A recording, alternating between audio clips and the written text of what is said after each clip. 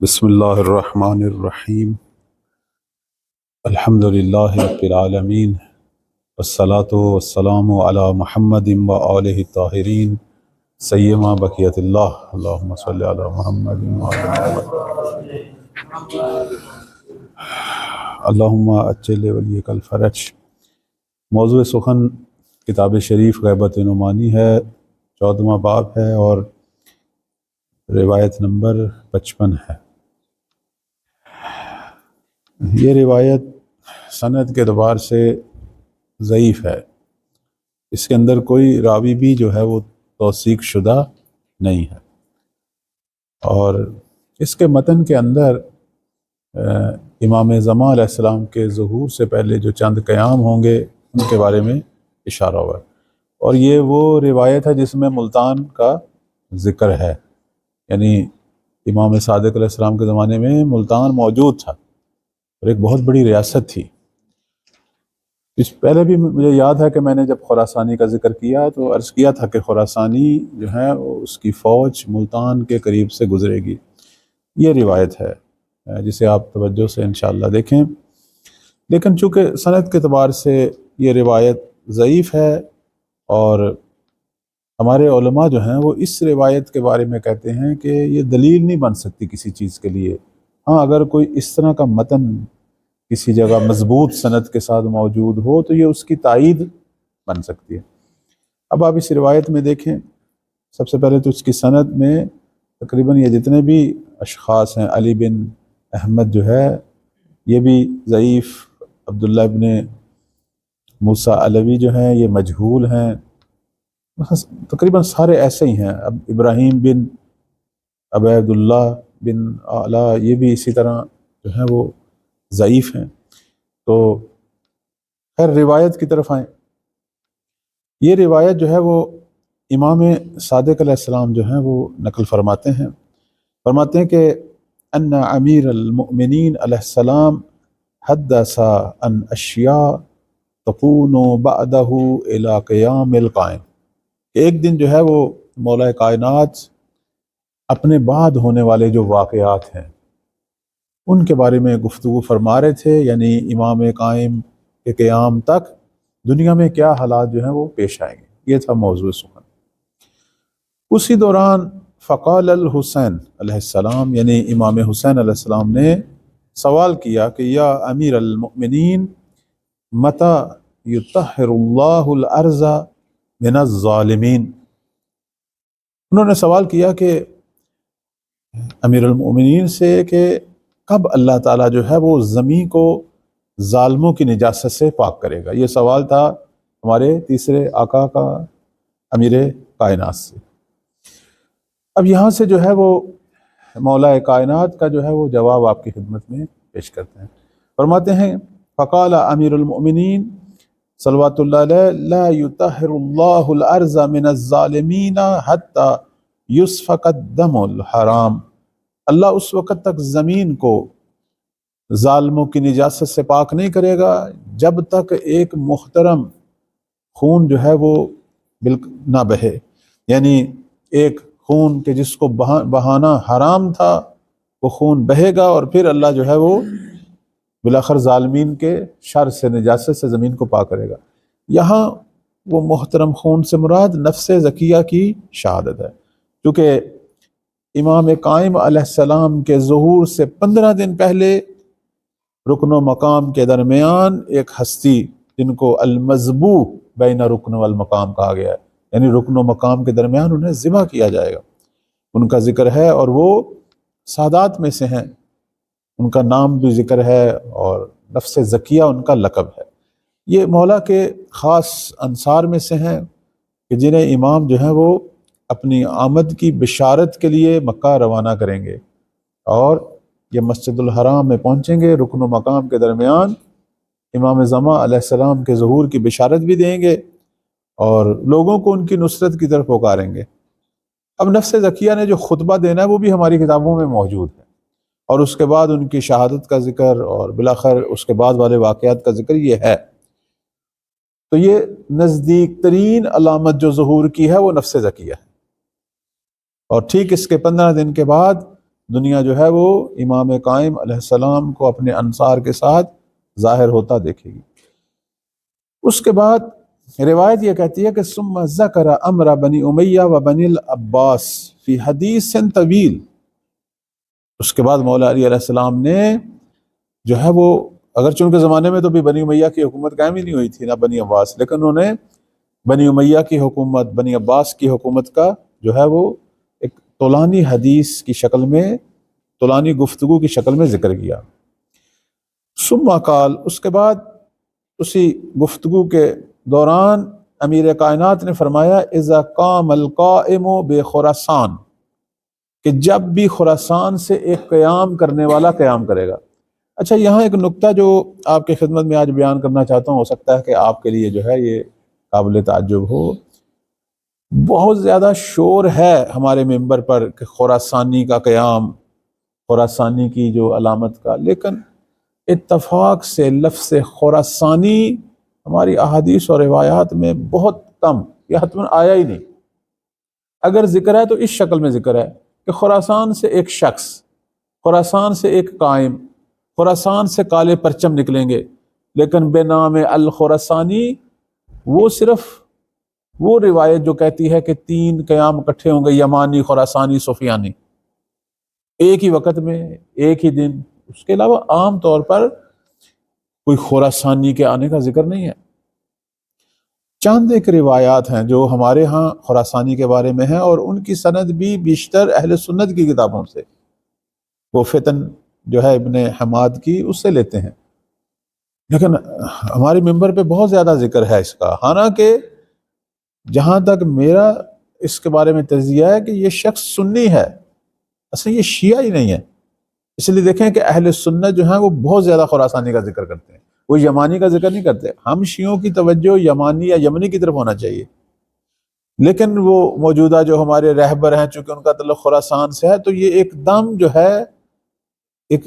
عجیب سی جو فضا بنائی گئی کہ ایک خراسانی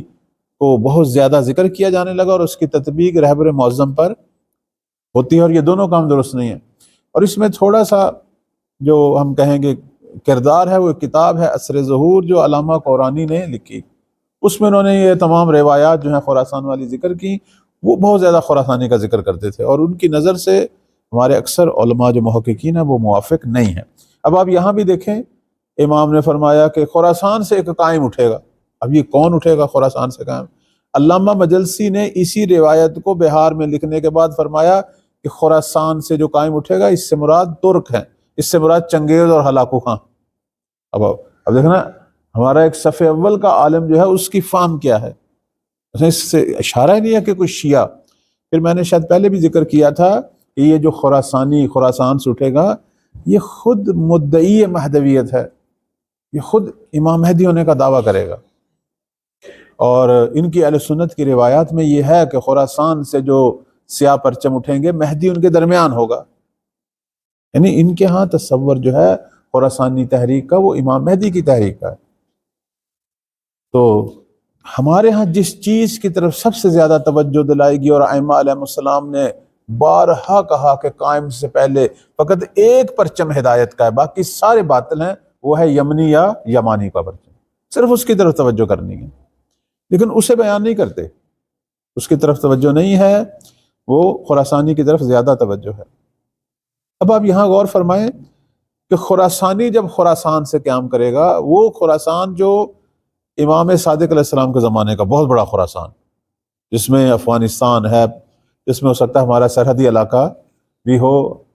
اور بلوچستان کا ایریا بھی ہو، جس میں کئی ممالک ہیں، میں نے پچھلے درس میں بیان کیے کون کون سے ملک ہیں، ترکمانستان ہے، ازبکستان ہے، کئی ملک ہیں۔ کہتے ہیں کہ یہ جب خراسان سے قیام ہوگا، غلب علی ارض کوفان و ملتان، تو یہ حملہ کرے گا، اور یہ کوفہ اور ملتان تک اس کا غلبہ ہوگا۔ یعنی لفظ ملتان ہماری روایات میں آیا یہاں کہ ملتان کو بھی خراسانی اپنے جو ہے وہ تحت غلبہ جو ہے وہ لے لے گا۔ کوفان سے مراد کوفہ ہے، یعنی یہ دیکھا نا، پرانے زمانے کا کوفہ ایک بہت بڑی ریاست تھی، پرانے زمانے کا ملتان یہ کوئی چھوٹا سا شہر نہیں تھا، اس کی ملتان کی کہتے ہیں سرحدیں کابل تک جاتی تھیں۔ تو وہ پرانے زمانے کے ملتان کو دیکھیں، ملتان خود ایک ملک ہوتا تھا، ایک ریاست ہوتی تھی نا، کہ اب یہ چھوٹا سا، جیسے کسی زمانے میں روم جو ہے وہ آدھی دنیا تھی، آج روم سمٹ کر ایک چھوٹا سا ملک۔ تو وہ اس زمانے کی بات ہو رہی ہے، یعنی چھٹے مولا کے زمانے کی۔ فرماتے ہیں کہ یہ خراسانی جب اٹھے گا، غلب علی ارض کوفان و ملتان، کوفہ اور ملتان تک اس کا غلبہ ہوگا۔ اس کے بعد فرماتے ہیں کہ وجاز جزیرۃ بنی کاوان، بنی کاوان جو ہے یہ بصرہ کے اندر،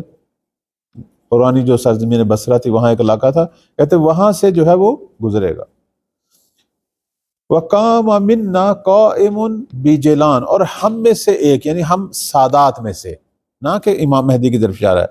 کہ ہم سادات میں سے ایک شخص قیام کرے گا گیلان سے، جیلان سے مراد گیلان ہے۔ وَأَجَابَتْهُ الْأَبْرُ وَالدَّيْلَمَانُ، اور ابر اور دیلمان یہ تقریباً ترک علاقے بنتے ہیں، یہ اس کی دعوت کو لبیک کہیں گے، یعنی اس کے ساتھ ترک بھی مل جائیں گے۔ اس سے مراد ہمارے علماء اور بالخصوص علامہ مجلسی جو ہیں وہ اس سے صفوی حکومت کا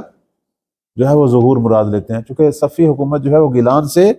شروع ہوئی۔ شاہ اسماعیل صفوی جو کہ سادات میں سے ہے، خود علامہ مجلسی نے ایک رسالہ لکھا ہے رجعت پر 14 حدیثوں کا، مل جاتا ہے۔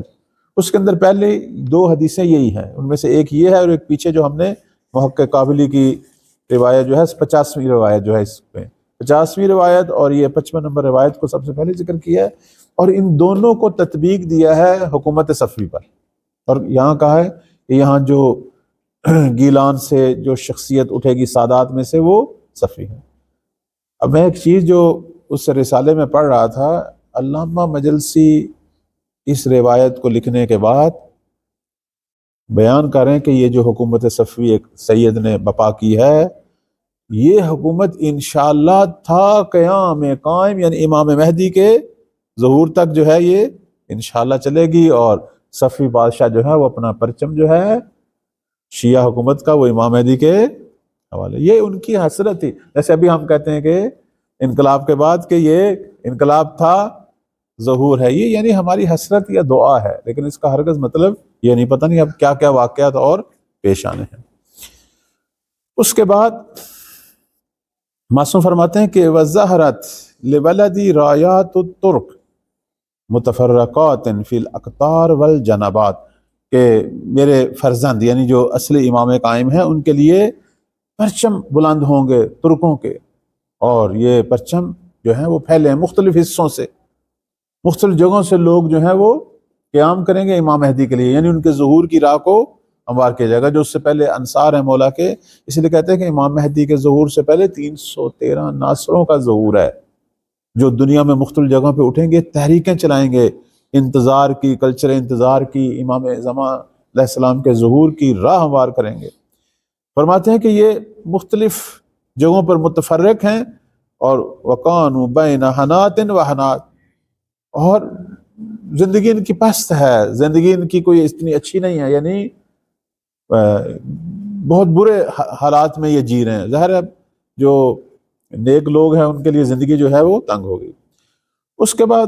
پھر مولا علی آگے بڑھتے ہیں، کہتے ہیں کہ وَإِذَا خَرِبَتِ الْبَصْرَةُ، جب بصرہ کے حالات خراب ہو جائیں، وَقَامَ أَمِيرُ الْأَمْرَةِ بِمِصْر، اور اس کا جو امیر ہے وہ قیام کرے۔ اس کے بعد پھر مولا نے فَحَكَى حِكَایَةً طَوِيلَةً، ایک لمبی حکایت بیان کی، ثم قال، پھر کہا کہ اذا جہزت الالوف، جب ہزاروں لوگ مسلح ہونا شروع ہو جائیں، ٹھیک ہے، وصفت الصفوف، اور جنگ کے لیے صف بندی شروع ہو جائے، وقتل الکبش الخروف، کبش یعنی یوں سمجھ لیں کہ وہ جو بڑا جانور ہے وہ اپنے بچوں کو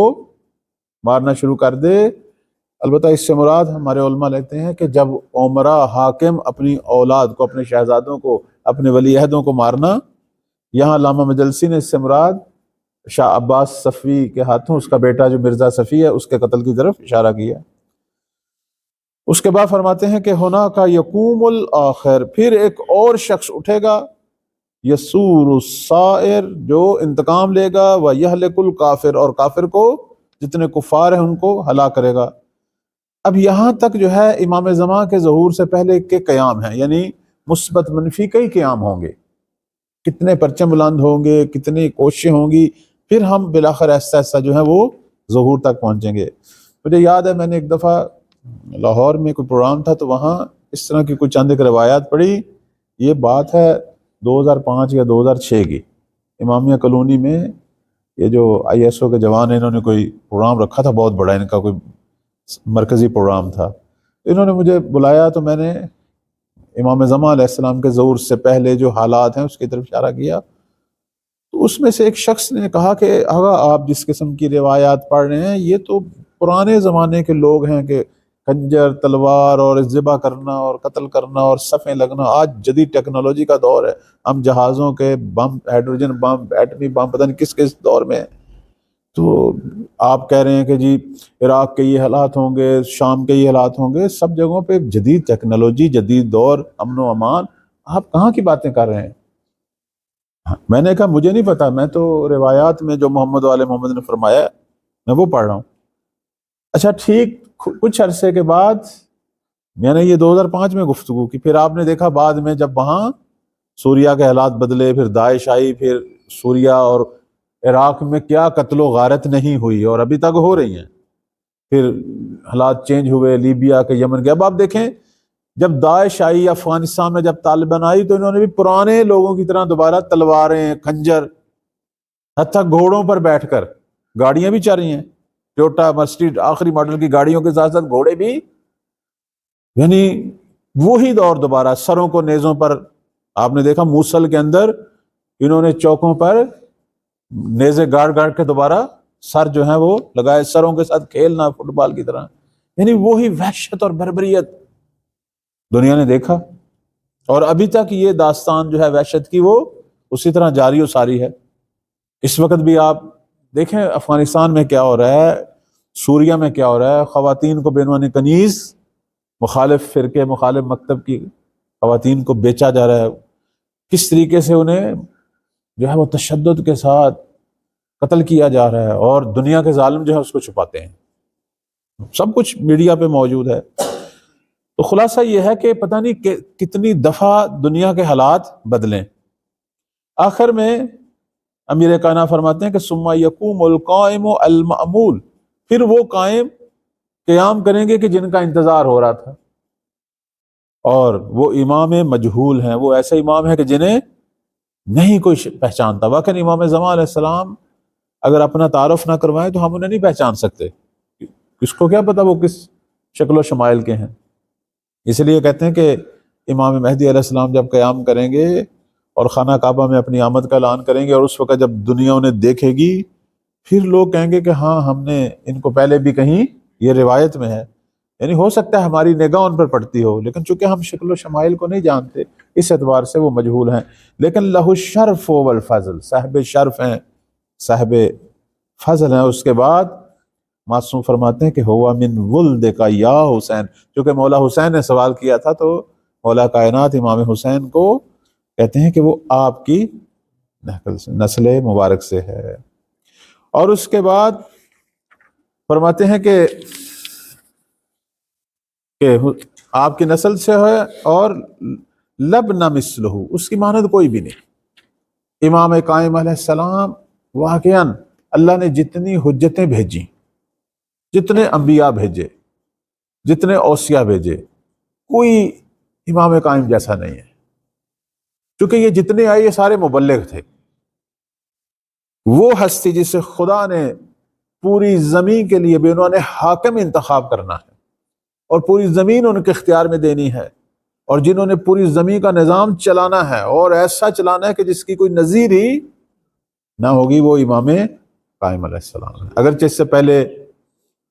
اللہ نے کچھ نبیوں کو، کچھ وصیوں کو حکومت دی ہے، لیکن وہ مسائل کا شکار رہی ہے۔ خود مولا علی علیہ السلام کی حکومت کتنے مسائل کا شکار رہی ہے،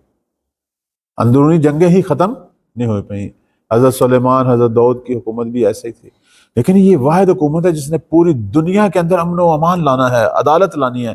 کہتے ہیں یہ ایسی حکومت ہے کہ جس حکومت میں اسلحے کا کوئی پھر خریدار نہیں ہوگا، کیونکہ اسلحے کے استعمال کی پھر نوبت ہی نہیں ہوگی۔ پوری دنیا جو ہے وہ اللہ کی نعمتوں میں ہوگی، اور غربت مٹ جائے گی، بیماریاں مٹ جائیں گی، زمین جو ہے وہ زمین پر ایک بحث کا جو ہے وہ سما ہوگا۔ تو اس کام کے لیے فقط خدا نے جتنی حجتیں بھیجی اس میں سے امام قائم کا انتخاب ہے۔ اس لیے فرماتے ہیں کہ لبن مثلہ، اس جیسا کوئی بھی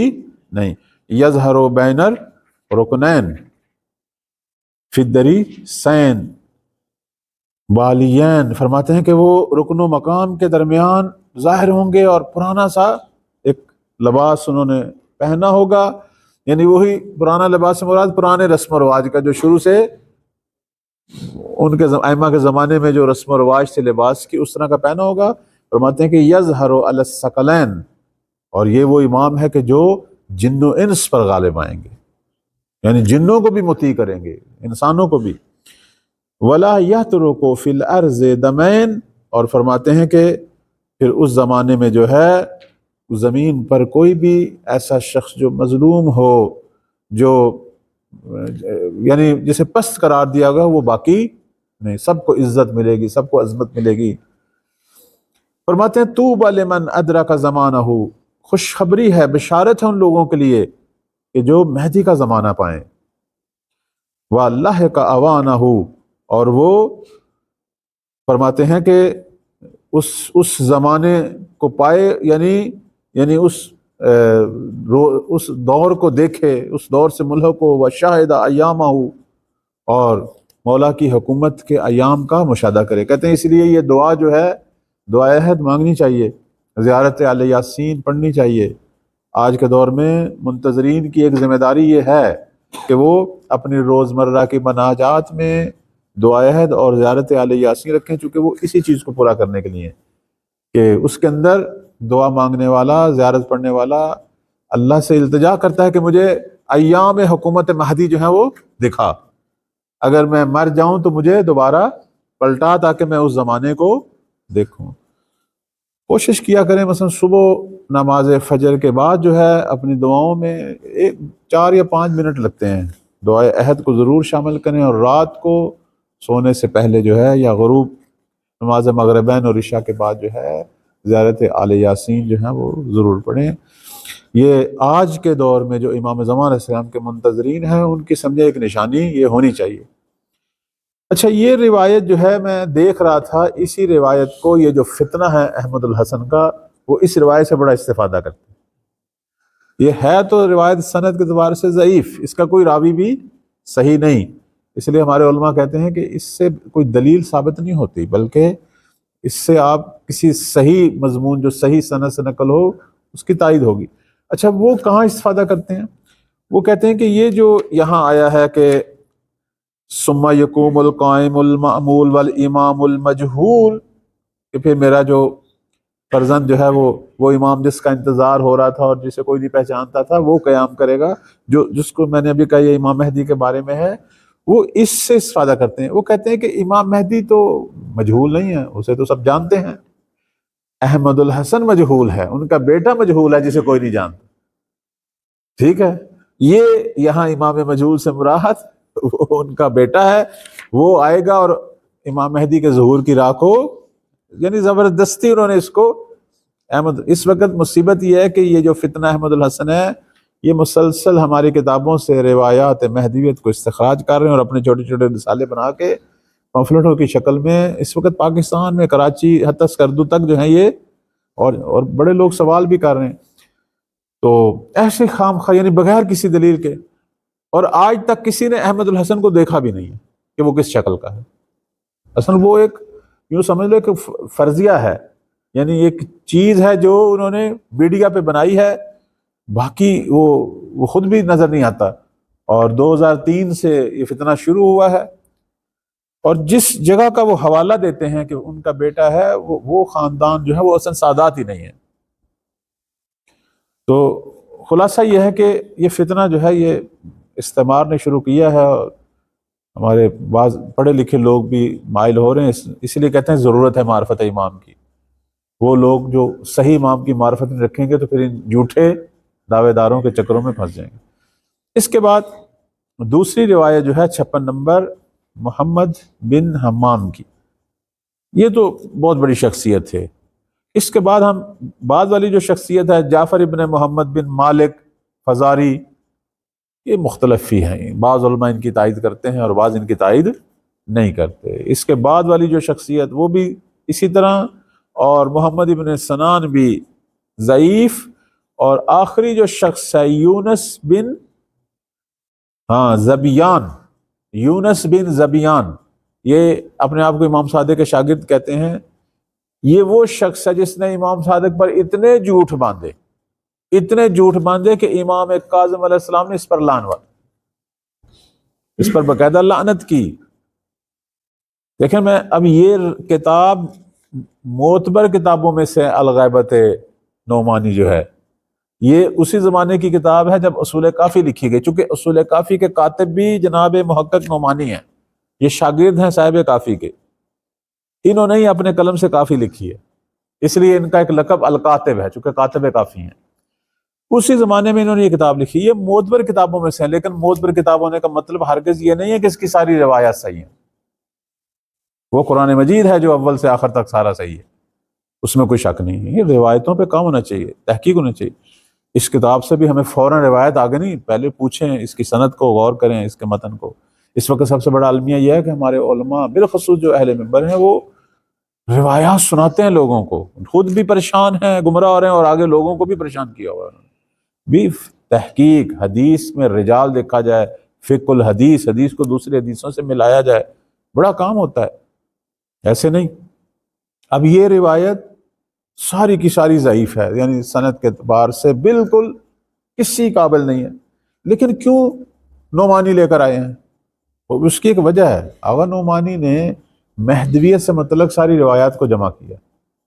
اور اس طرح کی ضعیف روایات کو اس لیے لایا گیا ہے کہ بالآخر ہو سکتا ہے کہ اس کا مضمون کسی معتبر روایت سے ملتا ہو، اور یہ اس کے لیے قوت اور استحکام کا باعث مانتے ہیں، یہ ہوتا ہے۔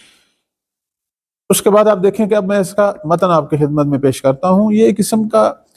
اس روایت میں یہ بیان کیا گیا ہے کہ مولا امام زمان علیہ السلام کے ظہور کے لیے صرف ہم دعا نہیں کرتے، بلکہ عالم برزخ کے اندر جو انبیاء ہیں اور ائمہ علیہ السلام کی ارواح ہیں، وہ بھی وہاں قائم کے ظہور کی دعا کرتے ہیں۔ یہ اصل میں اشارہ یہ ہے۔ اب آپ اس روایت کے متن کی طرف دیکھیں کہ امام صادق علیہ السلام سے نقل ہوئی، فرماتے ہیں کہ اذا کان لیلۃ الجمعہ، کہ جب شب جمعہ ہوتی ہے، احبط الرب تعالی ملکا الی السماء الدنیا، خدا تعالیٰ جو ہے ایک فرشتے کو، ایک خاص فرشتے کو دنیا کے آسمان پر بھیجتا ہے۔ اچھا، اب وہ کیا کرتا ہے یہ نہیں بتایا۔ فَإِذَا طَلَعَ الْفَجْرُ، اور جب فجر طلوع کرتی ہے، جلس ذلك الملک علی العرش فوق البیت المعمور، تو یہ فرشتہ اٹھتا ہے، یعنی آسمان سے نکلتا ہے اور عرش پر پہنچتا ہے اور بیت المعمور کے اوپر جا کے بیٹھ جاتا ہے۔ وَنَسَبَ لِمُحَمَّدٍ وَعَلِيٍّ وَالْحَسَنِ وَالْحُسَيْنِ مَنَابِرَ مِن نور، اور پھر اس وقت ان چار ہستیوں کے لیے نور کے ممبر لگائے جاتے ہیں،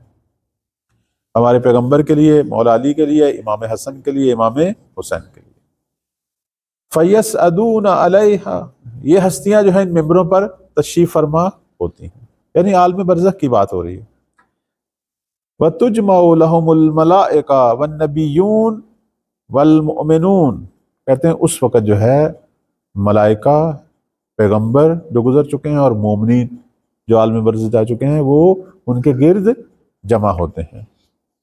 تو فتح ابواب السماء، آسمانوں کے سارے دروازے کھول دیے جاتے ہیں۔ فَإِذَا زَالَتِ الشَّمْسُ، جب ظہر کا وقت ہوتا ہے، یعنی سورج کے زوال کا وقت ہوتا ہے، قال رسول اللہ، اس وقت رسول اللہ دعا مانگتے ہیں۔ اب یہاں ایک نقطہ جو ہے وہ آپ کی خدمت میں بیان کروں گا، اس میں کچھ اشارے ملتے ہیں ہمارے لیے تربیتی۔ ایک تو شب جمعہ بڑی اہم ہے، ایک تو یہ پتہ ہے، اور اس کے بعد پورا دن جمعے کا بڑا اہم ہے، اور جمعے میں جو زوال کا وقت ہے، زور کا، یعنی جب آغاز زور ہے تو یہ بڑا وقت اہم ہے، یعنی بہترین لحظے نصف روز ہے جمعے کے، یعنی جب جمعہ کی آذان شروع ہوتی ہے، یہ وہ وقت ہے جو دعائیں مانگنے کا وقت ہے، استجابت کا وقت ہے۔ اسی طرح ہماری بعض روایات کہتی ہیں کہ جب روز جمعہ کا غروب شروع ہو، وہ بھی بہت اہم ترین وقت ہوتا ہے، بالخصوص اپنے مرحومین کے لیے۔ اور اس وقت ہماری بعض روایت کہتی ہیں کہ شام جمعہ جو ہے اس وقت اگر آپ نے مرحومین کے لیے مانگنا ہے، کوئی قرآن کی کوئی سورہ پڑھنی ہے یا کوئی آیات، تو بہترین آیت الکرسی، آیت الکرسی کو اپنے مرحومین کے لیے پڑھا جائے، اور صرف موجودہ جو آپ کے جاننے والے مرحومین ہیں ان کے لیے نہیں، بلکہ اس انداز سے پڑھا جائے کہ تا حضرت آدم جو میرا نسب ہے، حضرت آدم سے لے کر اب تک میرے نسب میں جتنے بھی میرے آباء و اجداد ہیں ان سب کی مغفرت اور بخشش کے لیے۔ ویسے بھی آپ جب اپنے مرحومین کے لیے دعا مانگتے ہیں تو ہم کیوں کنجوسی کریں صرف اپنے والدین بہن بھائی؟ حضرت آدم تک کہتے ہیں نظر وسیع ہونی چاہیے، بھائی وہ بھی ہمارے ہی ہیں، جن کے خون وہ سلسلے سے ہم آئے ہیں۔ جب بھی آپ مرحومین کی مغفرت کے لیے دعا مانگے تو حضرت آدم سمیت آدم و حوا تک اپنے سارے مرحومین کے لیے مانگے، وہ سارے آپ کے ہی ہیں۔ بلکہ میں ایک بہت بڑی ہستی، ایک آیت اللہ نام ذہن سے نکل گیا، میں اکثر ان کے سنتا رہتا ہوں، وہ کہتے ہیں کہ دعا میں کیوں کنجوسی ہوتی ہے؟ جب آپ مرحومین کے لیے دعا مانگتے ہیں اپنے مرحومین کے لیے تو کہا کریں پروردگارہ کم کے سارے مرحومین، حمد پڑھی آپ نے، ٹھیک ہے، حرم گئے ہیں تو حرم کے اندر سارے مرحومین، پھر کیوں فقط حرم تک؟ ساتھ شیخین قبرستان ہے اس کے، بلکہ آپ کہیں سرزمین کم، پھر وہ کہتے ہیں کہ صرف سرزمین کم پہ اکتفا نہ کرو، کہو نجف کے وادی السلام کے سارے مرحومین، سرزمین کربلا کے سارے مرحومین، جنت البقیع مدینہ منورہ اس کے سارے مرحومین۔ کہ آپ ایک قرآن کی سورہ پڑھیں اتنے، تو اس کے عوض میں جو پروردگار عطا کرے گا، اور وہاں جو ہستیاں، جو بزرگان، جو ابدال، جو صالحین، جو اولیاء، جو انبیاء، جو اوصیاء، پتہ نہیں کون کون دفن ہے، جس تک آپ کی طرف سے یہ ہدیہ پہنچے گا پھر ان کی طرف سے، ظاہر ہے وہ لوگ جو ہیں وہ کسی کا احسان جو ہے وہ بغیر احسان کے، کہتے ہیں یہ دعا مانگنے میں کبھی بھی کنجوسی نہیں کرنی چاہیے، سب کو شامل کے۔ یہ تو انہوں نے اچھی مثالیں دی ہیں کہ ان بالخصوص ان سرزمینوں کا نام لے کے، درمیان میں انہوں نے مشہد کا بھی ذکر کیا کہ مشہد کے اندر جتنے مرحومین، بلکہ ساتھ پھر انہوں نے کہا کہ جس شہر سے آپ آئے ہیں اس شہر کے سارے مرحومین کا بھی بالخصوص ذکر کریں۔ تو عرض خدمت یہ ہے کہ اب اس جگہ پہ آپ دیکھیں کہ رسول اللہ نے ٹھیک روز جمعہ وقت زوال شمس ہاتھ بلند کیے اور کہا کہ یا رب میعادک الذی وعدت بہ فی کتابک وہو حاضر آیا، اے پروردگار تو نے ایک وعدہ کیا تھا اور وہ وعدہ تیری کتاب میں موجود ہے، اور وہ یہ ہے کہ وعد اللہ الذین آمنوا منکم، کہ اللہ تعالیٰ نے تم میں سے جو صاحبان ایمان ہیں ان سے اللہ تعالیٰ نے وعدہ کیا ہے، وعملوا الصالحات، کون صاحب ایمان؟ جو عمل صالح انجام دیتے ہیں۔ کیا وعدہ کیا؟ کہ لَيَسْتَخْلِفَنَّهُمْ، کہ انہیں حتماً ضرور بالضرور حاکم بنائے گا، خلیفہ بنائے گا، فی الارض، زمین پر، یعنی پوری زمین، كَمَا اسْتَخْلَفَ الَّذِينَ مِن قَبْلِهِمْ، جس طرح اس سے پہلے بھی اللہ نے زمین پر خدا نے خود حاکم قرار دیے انبیاء میں سے، اوصیاء میں سے، جیسے حتیٰ غیر انبیاء، غیر اوصیاء، جیسے حضرت ذوالقرنین، وہ نہ نبی تھے نہ وصی تھے لیکن نیک، یا جناب طالوت جو نہ نبی تھے نہ وصی تھے لیکن نیک بادشاہ تھے۔ خوب، اس کے بعد وَلَا مَكِّنَنَّ لَهُمْ دِينَهُمُ الَّذِي ارْتَضَىٰ لَهُمْ، اس کے بعد جو ہے دوسرا جو اللہ نے وعدہ کیا کہ وَلَا مَكِّنَنَّ لَهُمْ دِينَهُمُ الَّذِي ارْتَضَىٰ لَهُمْ،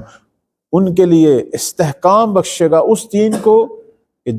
جو دین اللہ نے لوگوں کے لیے پسند کیا، جو دین، جس دین پہ اللہ راضی ہوا، اور وہ دین کون سا ہے؟ دین اسلام۔ اور اس کے بعد وَلَا يُبَدِّلَنَّهُمْ مِن بَعْدِ خَوْفِهِمْ امنا، اور اس کے بعد تیسرا جو اللہ نے وعدہ کیا ہے وہ یہ ہے کہ اہل زمین کے خوف کو امن میں بدل دے گا، یعنی اس وقت کوئی خوف ہی کہتے ہیں امام مہدی علیہ السلام کی حکومت کی کامیابی ہے کہ زمین پر کوئی خوف نہیں رہے گا، نہ کسی کو راستوں کا خوف رہے گا، نہ کسی کو اپنی معاش کا خوف رہے گا، نہ کسی کو کسی ظالم کا خوف رہے گا، نہ حق تلفی کا خوف رہے گا۔ اس زمانے میں اللہ تعالیٰ لوگوں کے دلوں سے ہر خوف کو نکال دے گا، یعنی اتنا اطمینان اور سکون جو ہے خدا بخشے گا، یعنی مولا کی حکومت جو ہے اس کے ذریعے لوگوں کو حاصل ہوگا۔ جب زمین عدل سے بھرے گی، حقدار کو حق ملنا شروع ہوگا، تمام امور اپنی جگہ پہ آ جائیں گے۔ اس کے بعد ثم یقول الملائکۃ والنبیون مثل ذلک، صرف پیغمبر دعا نہیں مانگ رہے، ملائکہ بھی دعا مانگ رہے ہیں، انبیاء بھی اسی طرح کی دعا مانگ رہے ہیں۔ اور اس دعا کے بعد، جو دعا کے بعد اگلا کام کرنا ہوتا ہے، آداب دعا یہاں سے دیکھیں، ثم یخر محمد وعلی والحسن والحسین سجدا، دعا مانگنے کے بعد فوراً سجدہ کرنا چاہیے۔ اگر آپ چاہتے ہیں دعا آپ کی استجابت کے مرحلے پہ پہنچے، دعا مانگ کے بس اٹھ نہ جائیں، اپنے پیشانی کو زمین پہ رکھیں۔ یہ دعا مانگی اور پھر یہ سب سے بلند ترین ہستیاں کہ جن کے گرد ملائکہ اور انبیاء نے گھیرا ڈالا ہوا تھا، یہ سارے سجدے میں گر جائیں، اور پھر آخری جو دعا کے الفاظ ہوں وہ سجدے میں کہیں، یعنی دعا مانگتے مانگتے سجدے میں چلے جائیں۔ اور آخری الفاظ کیا ہیں؟ ثم یقولون، پھر یہ ہستیاں کیا کہیں گی کہ یا رب اغضب، پروردگارا اب تو غضب کر، اتنا ظلم ہو رہا ہے، کب تک تو دیکھے گا؟ فَإِنَّهُ قَدْ هُتِكَ حَرِيمُكَ، تیری حرمت کو پامال کر دے گئے۔ خدا کا مذاق اڑایا جاتا ہے کہ کہاں ہے خدا،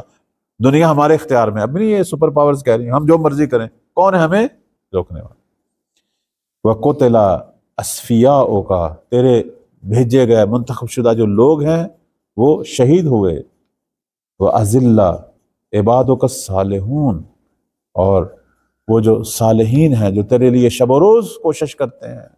نیکیوں کی راہ ہموار کرتے ہیں، امر بالمعروف کرتے ہیں، ان کے ساتھ کیا ہو رہا ہے؟ وہ ذلیل و خوار ہو رہے ہیں، انہیں پریشان کیا جا رہا ہے۔ پھر جو ہیں اس کے بعد جو ہیں وہ امام صادق علیہ السلام فرماتے ہیں کہ فَيَفْعَلُ اللَّهُ مَا يَشَاءُ، بالآخر خدا وہ کام کرے گا اور جو اس نے چاہنا ہے، یعنی قائم کا خروج اور ظہور۔ وَذَلِكَ يَوْمٌ معلوم، اور وہ ایک معین اور معلوم دن ہے۔ آیا ظہور کا دن معلوم ہے اللہ کو؟ اللہ کے لیے تو وہ واضح ہے، ہمیں نہیں بتایا گیا۔ ایک سوال یہ ہوتا ہے کہ آیا محمد والے محمد کو معلوم تھا؟ ہو سکتا معلوم ہو، لیکن کبھی انہوں نے اظہار نہیں کیا، حتیٰ واضح طور پر کہا ہے کہ جو بھی دن کو معین کرنے کی کوشش کرے گا اس کو جھٹلائیں۔ میں نے بعض روایات میں یہ پڑھا ہے کہ امام زمان علیہ السلام کے لیے بھی وہ دن معلوم نہیں ہے، وہ بھی شب و روز جو ہے وہ دعا کرتے ہیں اپنے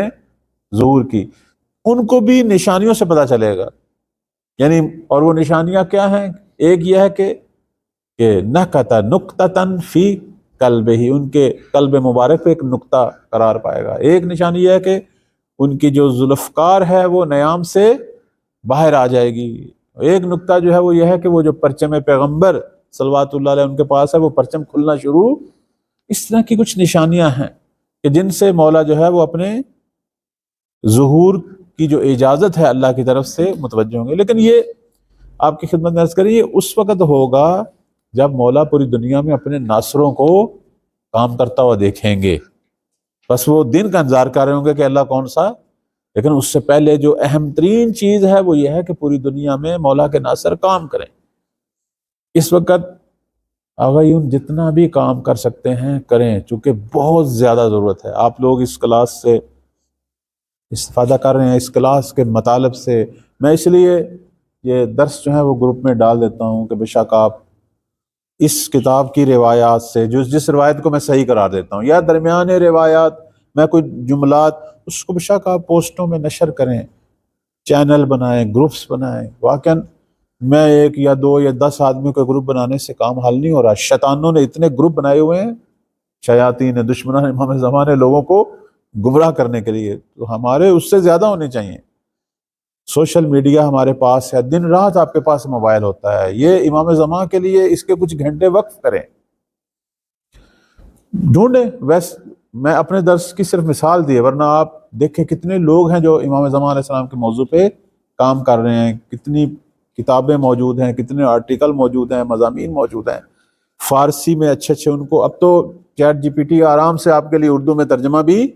مشکل نہیں ہے، ترجمہ کریں، پھیلائیں، اور اصول کافی سے، کتاب غیبت نعمانی سے، یا دیگر جو کتب ہیں جیسے کمال الدین،